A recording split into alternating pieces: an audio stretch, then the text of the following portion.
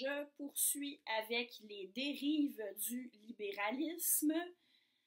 Alors, précédemment, j'ai parlé de la dérive qui consiste à concevoir tout déterminisme historique ou culturel comme s'il était mauvais et de vouloir faire table rase de l'histoire et de la culture. Je passe au deuxième point annoncé, le problème de l'individualisme outrancier.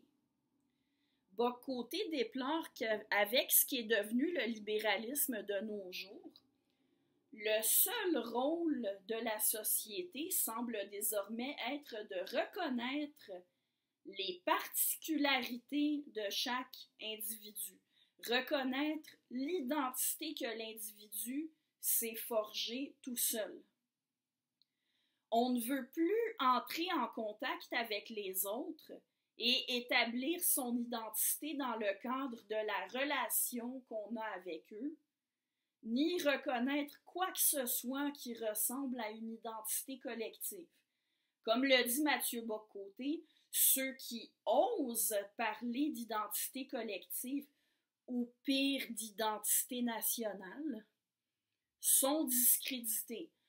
On les traite de réactionnaires, on les accuse d'exclusion, voire même de racisme. Bock-Côté fait d'ailleurs une remarque au sujet de la pornographie et de toutes les options virtuelles qui remplacent de plus en plus les contacts humains. On ne veut plus d'altérité. Bock-Côté définit l'altérité en ces termes, un autre réel qui n'a pas été programmé pour répondre à mes besoins, pour les satisfaire comme s'il n'existait qu'en fonction de moi, de mes désirs et de mes carences existentielles. Un autre qui existe en lui-même et avec lequel il faut conjuguer ma propre existence pour le meilleur et pour le pire. Une personne, autrement dit, qui n'est pas le fruit de mes fantasmes, mais qui a sa propre origine, sa propre personnalité et avec laquelle je dois apprendre à vivre. Eh bien ça, on n'en veut plus. Tout se ramène à l'individu qui n'a plus rien à céder aux autres. Et Bock-Côté doute que ce soit la bonne manière d'être heureux parce que ça ne respecte pas la nature profondément sociale de l'être humain. Bock-Côté s'oppose à cet individualisme outrancier, donc, qui mène à vouloir que tout soit comme je l'imagine et comme je le veux, plutôt que de s'ouvrir à l'autre, d'accepter d'être un membre d'une société qui me précède et un habitant d'un monde qui me précède. Plutôt que de m'ajuster aux choses comme elles sont, je me conçois comme la norme suprême, je réinvente les choses pour qu'elles me correspondent. Et dans la foulée de cet individualisme outrancier, on a pris l'habitude de culpabiliser la société pour sa non-reconnaissance d'identité jusque-là ignorée. Et je rappelle que Bock-Côté déplore qu'on semble avoir réduit le rôle de la société à reconnaître les identités individuelles. Encore une fois, Bock-Côté illustre ces idées générales en montrant leur application relative à la théorie du genre.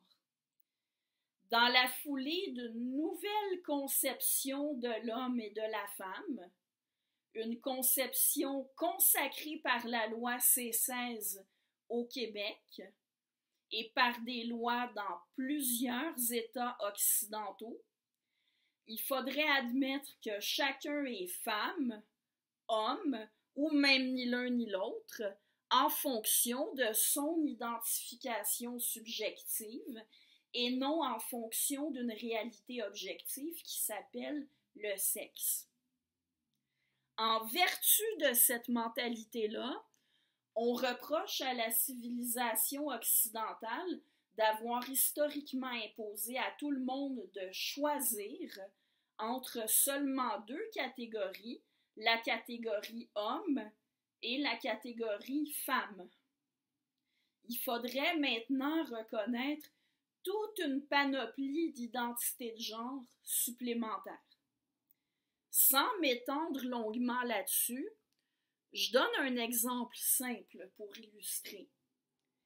Si quelqu'un ne s'identifie ni comme un homme ni comme une femme, il ne faut pas l'appeler monsieur ni madame, parce que ça reviendrait à ne pas reconnaître son identité et à lui en imposer une qu'il n'a pas établie lui-même. Donc ça, vous aurez compris, ce n'est pas ce que dit Mathieu Bock-Côté, c'est ce que vont dire les militants du genre. De la même façon, toujours pour les militants du genre, si quelqu'un est de sexe mâle, mais qu'il s'identifie comme une femme, il faudrait parler de cet individu au féminin, peu importe son sexe et même peu importe son apparence.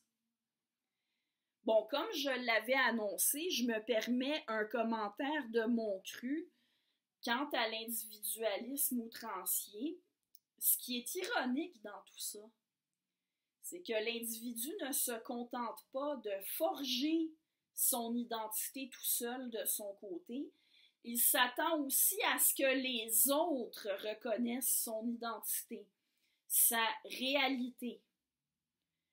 Du point de vue de l'individualisme contemporain, on considère comme de l'oppression le fait de ne pas montrer une reconnaissance à l'identité subjective des gens.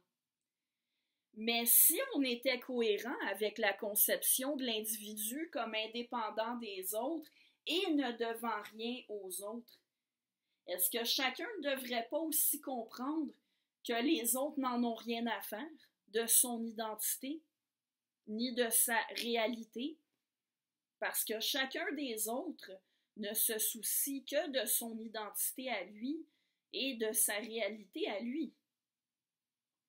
Manifestement, le besoin de reconnaissance par les pairs, ça demeure, même si on essaie de pousser l'individualisme plus loin que jamais. À mon sens, ça révèle que Mathieu Bock-Côté a raison. L'humain est par nature un être profondément social. Même quand on cherche à satisfaire totalement l'ego de l'individu, on en vient à poser la reconnaissance par les pairs comme un besoin. En conclusion, j'en viens brièvement au troisième point annoncé, la confusion entre le domaine épistémique et le domaine éthique et politique. Si vous sentez le besoin de revenir sur la différence entre ces deux domaines, je vous invite à cliquer sur les liens en dessous de cette vidéo-ci. Pour l'instant, je poursuis. Je reviens sur la théorie du genre et sur ses implications. Au Canada et dans plusieurs pays d'Occident, on est rendu à permettre que quelqu'un soit légalement considéré comme de l'autre sexe par rapport à celui qu'on a constaté à sa naissance, voire à aucun des deux sexes, simplement à cause de la manière dont il s'identifie subjectivement. Mathieu Bock-Côté résume très bien cette situation-là en écrivant « La subjectivité triomphe de tout. L'individu sera ce qu'il veut être tout simplement et l'État devra se plier à ses désirs, car de telles revendications se formulent inévitablement dans le registre des droits fondamentaux. Le réel peut se dissoudre dans le fantasme d'une humanité asexuée. » Alors vous voyez, non seulement on veut faire table rase des représentations sociales du féminin et du masculin, mais on va jusqu'à prétendre que la femme et l'homme n'ont aucune existence objective en dehors des représentations sociales qu'on en fait. Bock-Côté écrit « Au cœur de la théorie du genre, on retrouve une thèse forte. La différence sexuelle, ou si on préfère la division sexuée de l'humanité, serait une construction strictement historique, sans quelque fondement que ce soit dans la nature, et une mystification censée justifier l'asservissement des femmes. Le masculin comme le féminin seraient de pure construction sociale, des dispositifs idéologiques coercitifs, assignant aux individus un sexe pour mieux les contrôler et les discipliner. » Oui, vous avez bien entendu.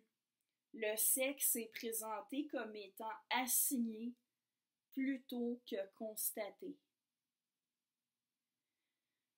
On dit qu'on impose aux gens de choisir d'être homme ou femme comme si ça relevait d'un choix.